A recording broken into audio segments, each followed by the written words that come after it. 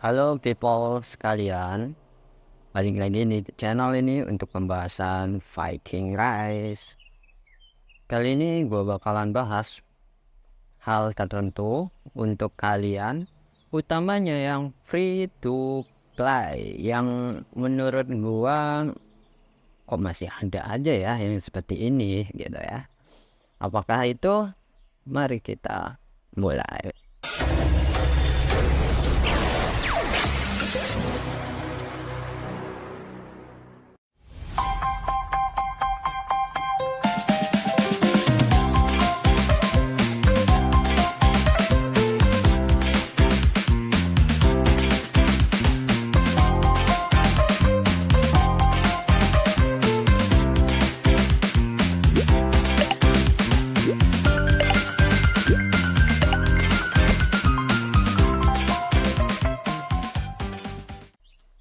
Jadi kali ini yang bakalan gue bahas adalah mengenai lebih baik kita satu role atau kita all role.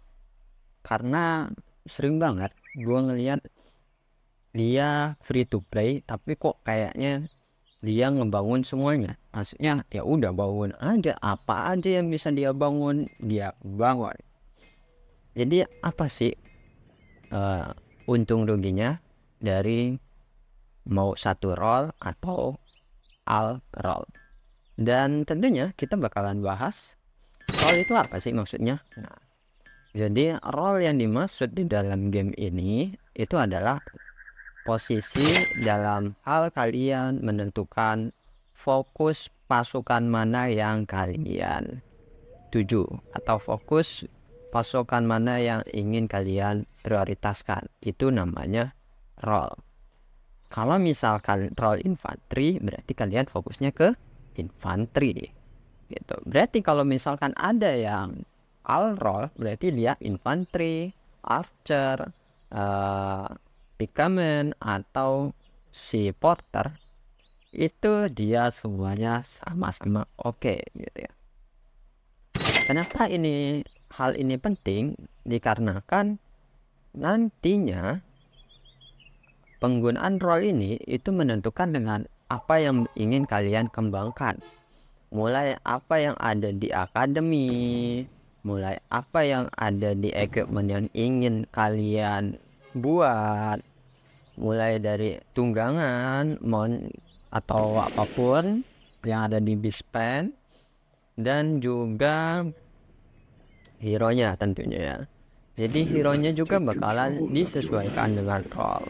Kalau kalian ingin jadi all role, otomatis semua hero ya kalian investasikan. Dan hero itu baru dianggap oke ketika dia awakening dong, kan seperti itu ya. Dan lagi kita sepakat dulu di awal, suatu akun atau suatu squad bisa dikatakan kuat apabila hero-nya sudah awakening ya. Yang pertama, hero-nya sudah awakening. Terus yang kedua, risetnya yang ada di akademi juga sudah bagus, lalu equipmentnya juga sudah bagus, mispecnya juga sudah bagus gitu ya. Dan dari empat hal ini, hero, reset, equipment, misspend, dari empat hal ini ya, kita mendapatkan hero awakening itu lebih mudah ya. Kenapa gue bisa bilang kita mendapatkan hero awakening itu lebih mudah? Karena semakin kalian lama memainkan game ini ya, semakin lama kalian pasti bisa mengawakeningkan hero season 1. Maksudnya hero season 1 itu adalah yang ada kayak gininya, ada simbolnya. Nah, season 1. Jadi hero season 1 ke bawah, jika kalian sudah bermain di KVK 2 atau di KVK 3, hero season 1 itu udah pasti bisa kalian awakeningkan. Dan itu menurut gua sudah lumayan buat kalian yang ingin memainkan satu role. Tapi berbeda cerita ketika kalian bermain all role, yang dalam artian kalian menggunakan semua tipe. Karena ada ya yang seperti ini, contoh ya, dia di infanteri dia berinvestasi ya, misalkan ada yang berinvestasi ke Harald sampai Max Awaken, atau ke investasi ke Hobbit sampai Awaken. Tapi dia juga berinvestasi di Lion sampai Awaken. Terus dia juga berinvestasi di istilahnya hero season 1 yang lain itu di Arthur. Jadi Arthur Awoken, kita anggapnya yang season 1 dulu ya, berarti Arthur Awoken, terus si Bejon Awoken kayaknya agak sulit, berarti si Jens atau apa yang mewakili semua tipe dari setiap role ya. Ini jelas kalian oke lah kalau untuk free to play pengen mengatakan kalau untuk season 1 kalian bisa mengawakeningkan semuanya dengan lebih easy dengan waktu yang semakin berjalan. Jadi semakin kalian di KVK yang lebih tinggi, kalian otomatis untuk season 1 hero pasti banyak yang sudah awakening. Tapi tidak menutup kemungkinan ya, namanya hero season dari season 1, 2, 3, otomatis semakin tinggi seasonnya, hero-nya semakin bagus, benar kan ya. Dan semakin tinggi seasonnya, semakin lama juga kita untuk mengawakeningkannya. Karena aturan dasarnya adalah saat universal itu nggak bisa digunakan kepada hero yang seasonnya lebih tinggi. Kalau season 2 berarti harus memakai saat season 2 dan saat season 3. Nggak bisa kita menggunakan saat season 1, seperti itulah. Itu sebabnya kenapa hero season 1 itu lebih mudah untuk awakening ketika kalian sudah cukup lama bermain di game seperti ini. Oke, berarti yang pertama gua anggap kalau misalkan memiliki hero awakening kalian pasti bisa. Free to play pasti bisa. Walaupun itu hanya hero season 1 legendary. Betul? Tapi kita jangan lupa bahwasanya seperti yang kita sebutkan tadi, ada 4 faktor yang menentukan squad kalian kuat atau tidak. Utamanya di faktor riset atau di akademi, equipment, dan mod. Kalau di akademi, free to play juga masih bisa untuk kalau misalkan ingin semua role-nya ya. Karena ketika kalian sudah gabut, ini semua role bisa kalian maksimalkan. Yang penting kalian ada waktu, ada sumber daya, ini bisa banget kalian selesaikan semua gitu ya, kalau di bagian akademi. Tapi berbeda cerita ketika yang ingin kalian maksimalkan itu ada di mon atau tunggangan kalian. Kalau kalian pengen semua role, ya jujur aja ya, kalau untuk free to play, kejar target satu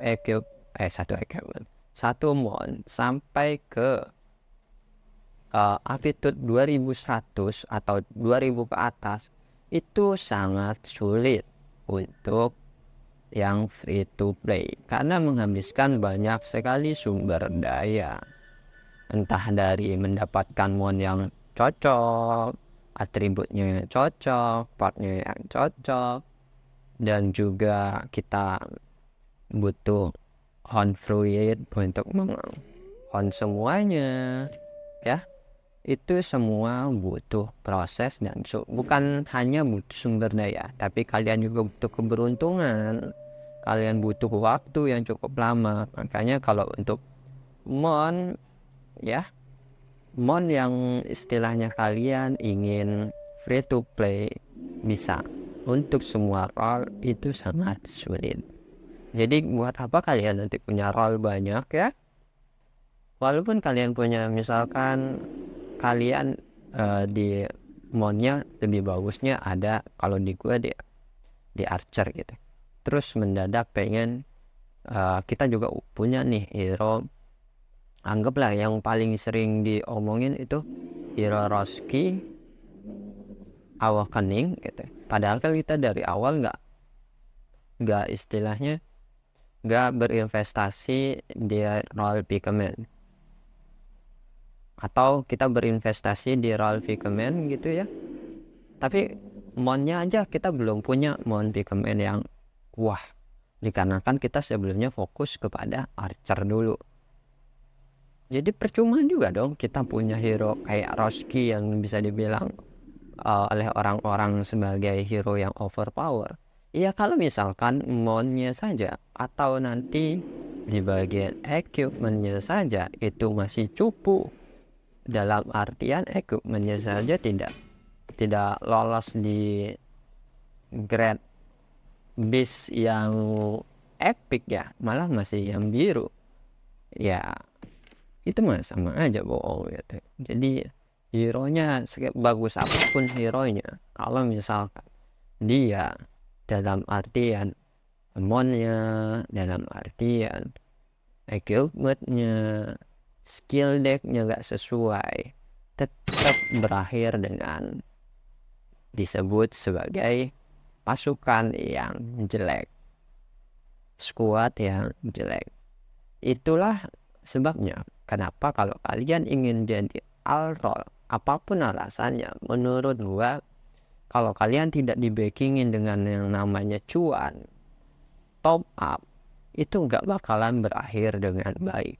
Yang ada kalian cuman jadi poin dari para orang-orang yang fokus ke satu role di KVK tersebut. Karena orang-orang yang fokus ke satu role itu rata-rata sudah hampir bisa menyamai dengan para WAUs. Jadi paus misalkan di KVK tersebut sudah equipment epic semua, yang fokus ke satu role itu bisa banget untuk mencapai hal tersebut. Dari segi equipment, mon menyamai dengan minimal mid spender atau mid paus atau paus yang biasa juga itu bisa, sangat-sangat bisa ketika kalian fokus ke satu role. Tapi kalau kalian ke all role itu sangat sulit ya. Contoh ya, di sini gua mencontohkan diri gua sendiri yang memfokuskan ke archer. Kalau misalkan kita cek sendiri di sini ya, kalau untuk hero Awakening ya ini bisa diatur, sudah sebentar lagi.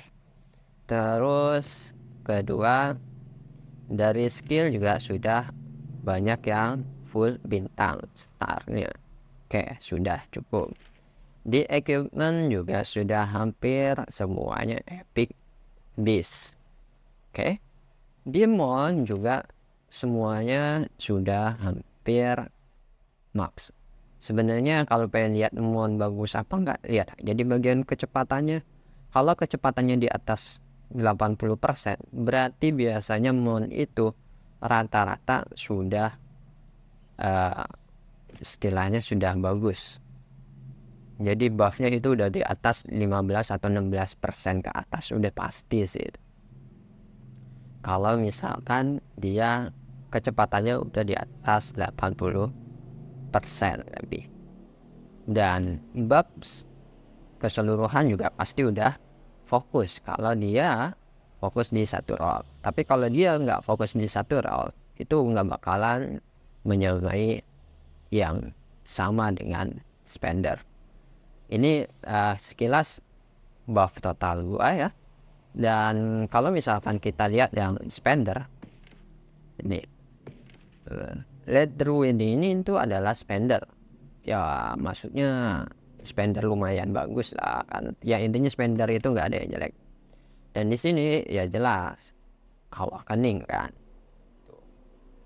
Dan syarat setelah awakening otomatis skill-skillnya pun banyak yang sudah harus full star, betul? Nah, full star oke. Moon, lihat moonnya juga harus yang seperti kata gua itu adalah harus 80% ke atas di bagian kecepatannya. Kalau kalian bisa cek simpelnya, moon itu cek aja di sininya kecepatannya di atas 80% biasanya moonnya pasti bagus. Karena kalau kita just lihat bagian statnya, kalian bisa lihat stat attacknya aja udah 24%. Berarti ini di antara salah satu moon ini pasti ada yang ke attack, ada yang ke defense. Kalau misalkan dia fokus ke attack doang ya, ini bagian buff attacknya itu bakalan tembus di angka 40%. Dan itu gua jamin pasti bisa. Tapi dikarenakan ini ada defense, berarti dia salah satunya ada yang defense. Makanya ada yang di 20%. Tuh. Itu jawabannya. Dan kalau misalkan ditanya apa aptitude-nya lebih dari 2000, jelas ini aptitude di angka sekitar 3000-an. Paling enggak di 2500 lah kalian baru bisa mendapatkan buff yang senilai seperti ini ya. Dan kalau kalian pengen dapetin buff nilai seperti ini, ya itu bergantung dengan bagaimana kalian berinvestasi. Kembali lagi kalau kalian all roll, apakah ini mungkin? Sulit kawan. Kalau misalkan all roll, kalau misalkan satu kalian mungkin bisa menyamai si paus ini, tapi kalau all roll ya sulit. Di bagian equipment mereka paus itu rata-rata equipmentnya sudah full legendary. Nah ini aja untuk mendapatkan full legendary ya jelas sulit dong. Gitu. Apalagi untuk yang free to play untuk mendapatkan semua equipment yang full legendary. Karena kalau full legendary-nya dia bakalan tembus. Kalau untuk archer kayak gini dia tuh udah hampir 80%. Jadi mon yang tadi bisa ditutupi oleh yang namanya legendary dalam artian equipment. Dan jelas kalau kita bandingkan ini karena sama-sama archer ya. No. Dia sudah di 346. Perbedaannya jauh. Ini disebabkan ya karena dia juga sudah open. Seingat gua red ini udah open di 7, masih T6. Bentar lagi T7 berarti. Karena dia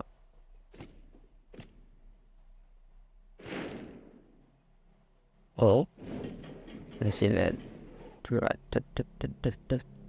Kalau kita lihat di sini dia dikatakan mirip. Nah, dia bentar lagi udah T7 karena udah mereknya di angka cepet lebih gitu. Apa udah di T7 gue juga udah lupa. Karena kebanyakan di trap gue sekarang udah mulai banyak yang T7 sih. Gue juga bingung siapa aja yang udah T7. Ya, oke, itu udah lewat. Jadi kayak gitu ya. Kalau misalkan kalian full all roll, ya kalian untuk menyamakan hal itu aja sulit guys. Gitu. Gua aja di sini yang mau ke KPK 3, yang mungkin untuk nyampe ke equipment emas ya, equipment emas ya. Itu cuman baru 2 yang terkonfirmasi ya.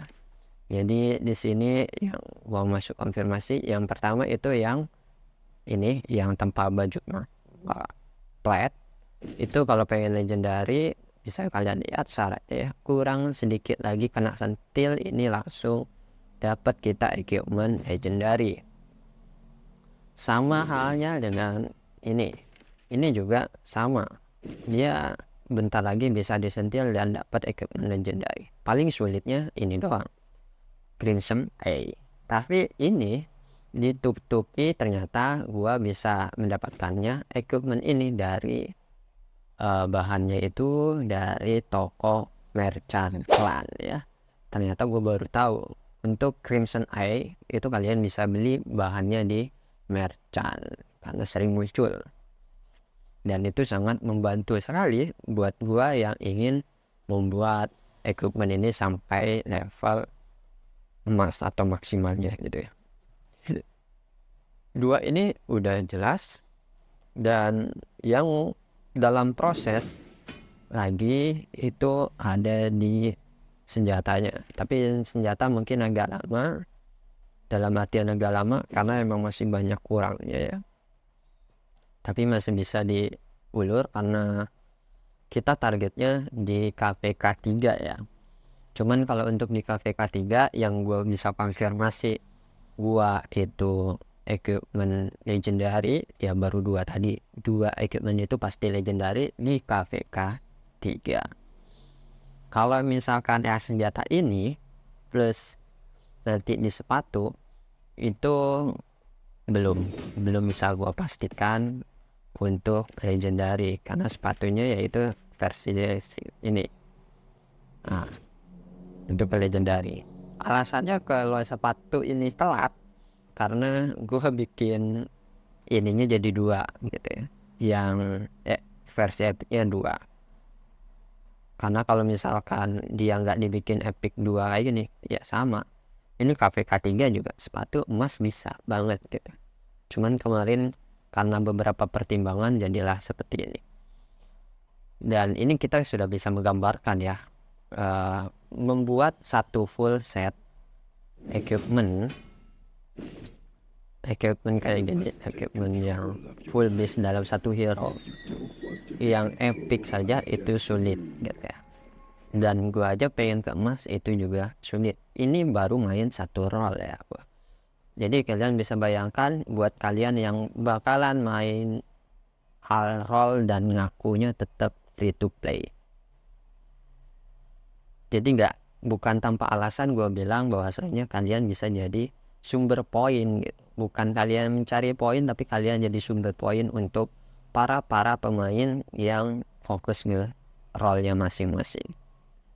Oke, ini aja pembahasan gua soal kalian yang lebih milih all role atau kalian satu role saja. Dan jelas kalau untuk free to play, all role itu sangat banyak ruginya daripada kalian untungnya.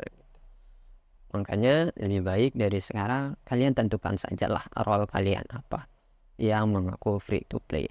Tapi kalau misalkan kalian punya budget yang mendukung, kalian boleh pakai alt role sehingga kalian menjadi seperti halnya paus yang lain atau mid spender yang lain.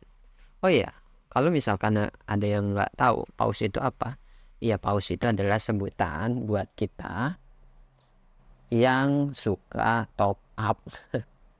Intinya paus itu adalah orang-orang yang suka top up dan may powernya itu di atas 100. Itu biasanya bisa disebut paus di awal-awal game. Oke, itu aja. Salam Viking dan bye.